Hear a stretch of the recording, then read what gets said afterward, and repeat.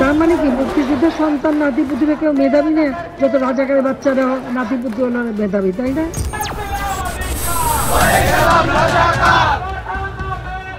আসলে জুলাই গত বছর আমরা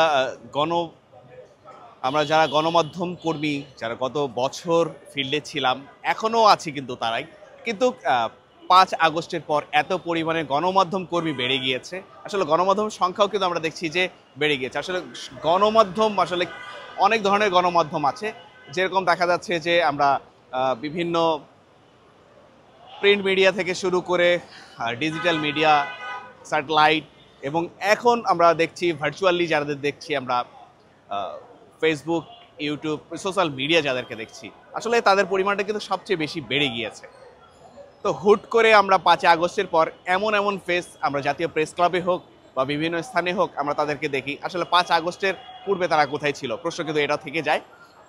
আর যখন আমরা 5 আগস্টের পূর্বে অর্থাৎ জুলাই সম্পূর্ণ 36 জুলাই পর্যন্ত এবং তার পূর্বেই যারা আমরা গণমাধ্যম হিসেবে আমরা কাজ করেছি, এখনও কাজ করে যাচ্ছি, আসলে তাদেরকে অনেক কিছু বিষয় ভাবায় যে 24-এর গণ অভ্যুত্থান কীভাবে হয়েছে, কোটা সংস্কার থেকে শুরু করে কোটা এক দফায় কিভাবে আসলো, সেই সব জিনিস কিন্তু ভাবাচ্ছে। কারণ আমরা যখন মাঠে আমরা কাজ করতাম তখন আমরা দেখতাম যে তখন যেভাবে নিপীড়ন করা হতো, আসলে একজন সাধারণ শিক্ষার্থী তাদের মূল দাবি ছিল কোটা সংস্কার করা।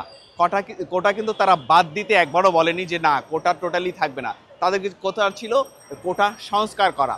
কোটা সংস্কার যখন হয়নি, পরবর্তীতে আস্তে আস্তে ডে বাই ডে আমরা দেখেছি যে রংপুরে যখন আবু সাইদ শহীদ হয়, তারপরে কিন্তু এই শিক্ষার্থীদের পাশে সকল দেশের অপমর জনতা কিন্তু তাদের পাশে এসে দাঁড়ায়। তখন আমরা দেখেছি যে এমনও আছে রাস্তা দিয়ে যখন শিক্ষার্থীরা আন্দোলন করছিল বা একটা রাস্তায় দাঁড়ায় আন্দোলন করছিল, একটা পানি খাওয়ার ব্যবস্থা নাই, সাধারণ মানুষ কিন্তু তাদেরকে পানি দিয়েছিল, বিস্কিট দিয়েছিল, বিভিন্নভাবে তাদেরকে হেল্প করার চেষ্টা করেছে।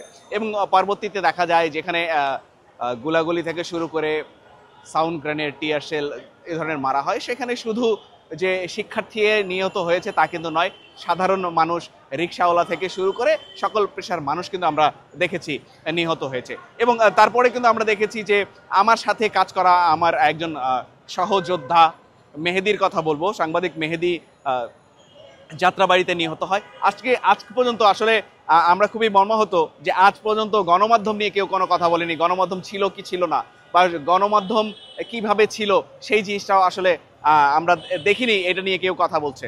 এবং আমরা সেই সময় দেখেছি যেসব গণমাধ্যম কর্মী এই 24-এর গণ অভ্যুত্থানের সংবাদ সংগ্রহ করে প্রকাশ করেনি বা সংগ্রহই করেনি, তাদেরকে আমরা দেখছি যে সমন্বয় পরবর্তীতে এসে সমন্বয়ক বা বিভিন্ন রাজনীতিবিদ তাদেরকে পার্সোনালি ইন্টারভিউ পর্যন্ত দিচ্ছে, তাদের পর্যন্ত কিন্তু আজকে পর্যন্ত কোনো সংস্কার হয়নি। বারবার যারা সংস্কারের কথা বলছেন আপনারা সংস্কার বা হয়ে যাক, আমাদের দেশে সংস্কার হোক, আসলে সংস্কার কোথায় কোথায় হবে সেই জিনিসটা তো একবারও বলছেন না। সংস্কার সব জিনিসের ভিতরে সংস্কার দরকার আছে, গণমাধ্যম থেকে শুরু করে শিক্ষা, চিকিৎসা, সব জায়গায় কিন্তু আমাদের এই সংস্কারের দরকার আছে। যদি আপনারা সেই সব জিনিস সংস্কার না করে তাদেরকে আবার ইন্টারভিউ দিয়ে তাদের মাধ্যমেই আপনারা নিজেরাই প্রচারিত হতে চাচ্ছেন, আসলে তাদের কাছে আমি একটা প্রশ্ন করতে চাই, আপনারা তখন তাদেরকে কাছে পান নাই, এখন আমরা কাছে পেয়ে আপনার যে তাদের কাছে যে ইন্টারভিউ দিচ্ছেন, আসলে আপনাদের কেমন লাগছে? সেই সময় যারা আপনাদের পাশে ছিল না, যারা আপনাদের পাশে ছিল তাদেরকে নিয়ে কি আপনারা এক কাপ চা খেয়েছিলেন? আমি তাদের বলতে চাই যে আপনারা তাদের পাশে এসে হয়তো দাঁড়াতে পারছেন না, বা তাদেরকে অন্তত আপনাদের ধন্যবাদ জ্ঞাপন করা উচিত ছিল এই 5 আগস্টের পর। আবারও একটা জিনিস বলতে চাই আপনাদের, সেটি হচ্ছে 5 আগস্টের পূর্বে যারা গণমাধ্যম, আমাদের গণমাধ্যম কিন্তু 6 থেকে 8 জন শহীদ হয়েছে। আসলে আমরা তাদেরকে শহীদ ধরবো না নিহত ধরবো, আসলে তাদেরকে আমরা কোন কাতারে ধরবো এখন পর্যন্ত কিন্তু আমরা সেই ধরনের সরকার থেকে কোনো নির্দেশনা পাইনি।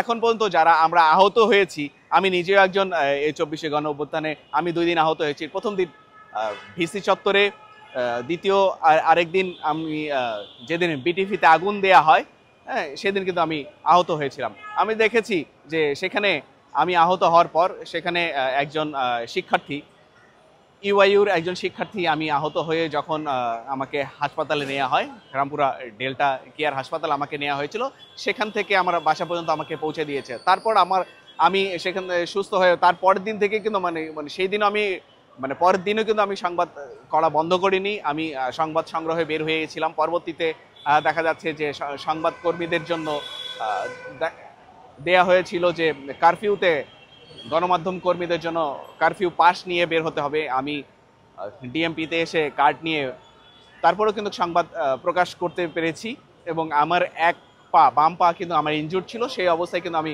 ফিল্ডে এসেছি এবং গণমাধ্যম কর্মীদের সাথে একে কাতারে এসে আমি দাঁড়িয়েছিলাম, আবারও এসে সংবাদ সংগ্রহ করেছিলাম। আবার সেদিন ছিল 3 আগস্ট, আমি শহীদ মিনারে এসেছি। যে শিক্ষার্থী আমাকে আমার বাসা পর্যন্ত পৌঁছে দিয়েছিল, তার সঙ্গে দেখা হওয়ার পরও সে আমাকে জড়িয়ে ধরে এবং কান্নায় আপ্লুত হয়ে পড়ে। ভাই, আপনি সেদিন আমাদের পাশে ছিলেন, সে জানিয়েছিল আপনি সেদিন পাশে ছিলেন, আজও আমাদের পাশে আছেন, এবং এখানে যে এত দ্রুত সুস্থ হয়ে আসছেন, আপনাকে ধন্যবাদ জ্ঞাপন করেছে। আমাকে তারা কিন্তু ধন্যবাদ জ্ঞাপন করেছে, এবং আমরা পরবর্তীতেও কিন্তু তার সাথে এখনও আমার যোগাযোগ হচ্ছে। কিন্তু সেই সব শিক্ষার্থীও কিন্তু এখন সেই মর্যাদা পায়নি।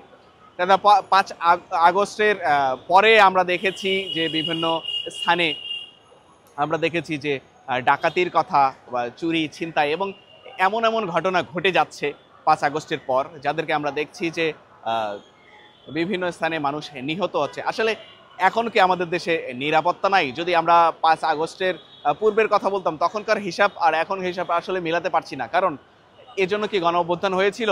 আসলে আমি একটা কথা বলতে চাই, যেটি হচ্ছে সরকারকে অন্তত আইনি বিষয়গুলা, অন্তত নিরাপত্তার বিষয়, চিকিৎসা এবং দেশের বাসস্থান, কর্মসংস্থান এবং সেই সাথে সকলের কর্মব্যবস্থা, সকল কিছু মিলে আমাদের আসলে ঘুরে দাঁড়ানো উচিত, যেখানে যাদের প্রপার ওয়েতে যে যোগ্যতা আছে, সেখানে তাদের যোগ্যতা অনুসারে সকল কিছু যাতে পায়।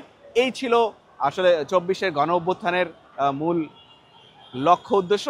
আসলে এখনও আমরা যারা এটা নিয়ে ভাবি, বিগত দিনের কথাও কিন্তু আমরা তখন আগে চিন্তা করি যে না, পার্থক্যটা দেখি যে আমরা কিভাবে গত বছর কাটিয়েছি, এবার কিভাবে কাটাচ্ছি, বা আমাদের কি প্রত্যাশা ছিল গত বছর, আমরা এই প্রত্যাশা নিয়ে কাজ করেছি, কিন্তু এবছরও কিন্তু সেই জিনিসটাই রয়ে গেছে। আসলে আমাদের আগে নিজেকে বদলাতে হবে। একটা কথাই আছে, বদলে যাও, বদলে দাও। আসলে সেই দৃশ্যগুলি অনেক কিছুই ভাবায়। আমি 18 জুলাইয়ের কথা বলবো, যেদিন পৃথিবীতে আগুন দেয়া হয়েছিল। সেদিন কে বা কাহারা এখানে ছাত্ররা আন্দোলন করছে, পাশাপাশি পুলিশ, আনসার সহ অনেক ধরনের বাহিনী কিন্তু সে সময় ছিল। তার চিত্র আমি ধারণ করেছি, সংবাদ সংগ্রহ করেছি, প্রকাশও হয়েছে। তো সেই দিনকার ঘটনা আমি বলি। আমি ঠিক রামপুরা ব্রিজের দিকে যাচ্ছিলাম, বিটিভির ইউলিপের সামনে আমি রয়েছি। সেখানে আমি দেখলাম যে শিক্ষার্থীরা একদিক থেকে আসছে, আরেক দিক থেকে পুলিশ, তারা টিয়ার শেল মারছিল, রাবার বুলেট মারছিল। তারা পিছু হটার পরে একজন পুলিশকে আমি দেখি যে শিক্ষার্থী এবং সাধারণ জনতার হাতে কিন্তু সে আটকা পড়ে যায় এবং তাকে প্রচণ্ড মারধর করে। এবং সেখান থেকে আমি সেই ভিডিও ধারণ করার পরে সেখানে কিন্তু ছাত্র শিক্ষার্থীদের মাঝেই, শিক্ষার্থী সাধারণ জনতার মাঝেই কিন্তু সেখান থেকে একজন এসে আমি ভিডিও ফুটেজ ধারণ করার কারণে কিন্তু আমার বাম পায়ের উপরে একটা লাঠি দিয়ে আঘাত করে। আমি সঙ্গে সঙ্গে সেখানে পড়ে যাই এবং সঙ্গে সঙ্গে আমাকে 2-3 জন শিক্ষার্থী আমাকে নিয়ে এসে, তাদের মধ্যেই 2-3 জন শিক্ষার্থী কিন্তু আমাকে হাসপাতালে রামপুরা ডেল্টা কেয়ারে ভর্তি করে। আমরা সেই সময় দেখেছি যে একজন রিক্সাওয়ালা, যাকে তার নিয়ে অনেক সংবাদও হয়েছে ইতিমধ্যে, রিক্সা চালক, রামপুরায় রিক্সা চালক ইসমাইল কিন্তু সেখানে নিহত হয়। সেই আমি যে হাসপাতালে ভর্তি ছিলাম, সেই হাসপাতালের গেটেই কিন্তু তার মরা দেহ ছিল। সেখানে কিন্তু আমরা দেখেছি, পরবর্তীতে আমরা দেখি যে 2025 জানুয়ারিতে এসে সেই হাসপাতালের নামে একটি মামলা হয়। সেই মামলাটা আসলে সেই হাসপাতালে কিছু করার ছিল না কোনো। আসলে আমার সাধারণত যারা গণমাধ্যম এবং সাধারণ মানুষ, সকলে একটা জিনিস জানা উচিত, যে মানুষ মৃত তার কিন্তু চিকিৎসা হয় না।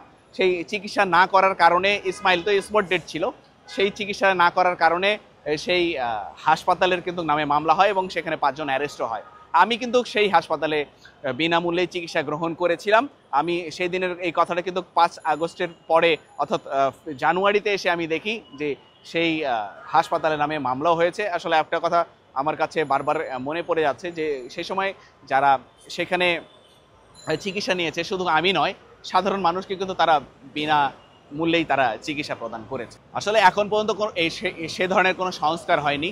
সংস্কারের সকল কিছুর ভিতরে, একটু আগে আমি বলেছি, সকল কিছুর ভিতর সংস্কারের দরকার আছে, শুধু গণমাধ্যমে নাই, শিক্ষা চিকিৎসা থেকে শুরু করে সকল বিষয়ে সংস্কার আনা জরুরি। এবং সেই সাথে সাথে দ্রুত যদি আমরা এই মুহূর্তে আমি একটা কথাই বলতে চাই যে প্রশাসনকে আমাদের খুব স্ট্রং হতে হবে, কারণ প্রশাসন যদি স্ট্রং হতো তাহলে এত কিছু এই 5 আগস্টের পর এত কিছু হতো না এবং সেই সাথে আমাদের দেশটাও কিন্তু এগিয়ে যেত।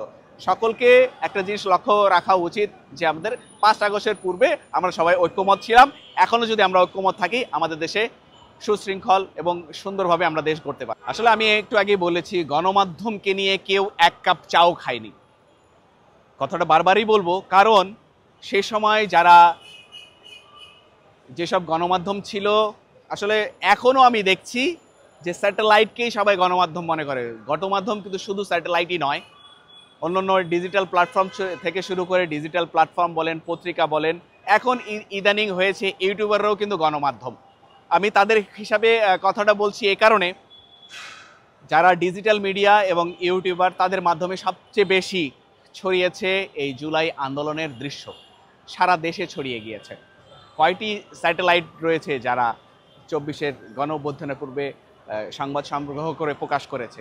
তাদের একটা কথাই বলতে চাই, সে সময় হয়তো তাদের অনেক বিধিনিষেধ থাকার কারণে তারা রাস্তায় নামতে পারেনি বা সেই সব সংবাদ সংগ্রহ করেনি, কিন্তু তার পরবর্তীতে এসে সবচেয়ে বেশি ফায়দা এই স্যাটেলাইটরাই নিচ্ছে এবং যারা সে সময় সমন্বয়ক হিসাবে প্রচারিত হয় বা যাদেরকে সমন্বয়ক হিসাবে আমরা জানি, তারাই সেই সব সংবাদ গণমাধ্যম এবং স্যাটেলাইটকেই কিন্তু তারা সবচেয়ে বেশি প্রমোট করছে। এবং আমরা দেখেছি যে কয়েকদিন ইন্টারনেট বন্ধ ছিল না, সেই কয়েকদিন কিন্তু যারা ডিজিটাল মিডিয়া আছে তারা কিন্তু সংবাদ প্রকাশ করতে পারেনি, কিন্তু সেই কয়েকদিন একটা গণমাধ্যম হয়তো কিছু নিউজ সংগ্রহ করে প্রকাশ করেছে, তাকে নিয়েই সবাই এতদিন অনেক নাচানাচি করেছে। আমি তাদের একটা কথা বলতে চাই, আসলে আপনারা দেখুন, শুনুন, বুঝুন, পরবর্তীতে বিবেচনা করুন যে কোন গণমাধ্যম আপনাদের সাথে ছিল, আছে এবং পরবর্তীতেও থাকবে। কোনো না কোনো দিন সেই সব গণমাধ্যম আপনাদের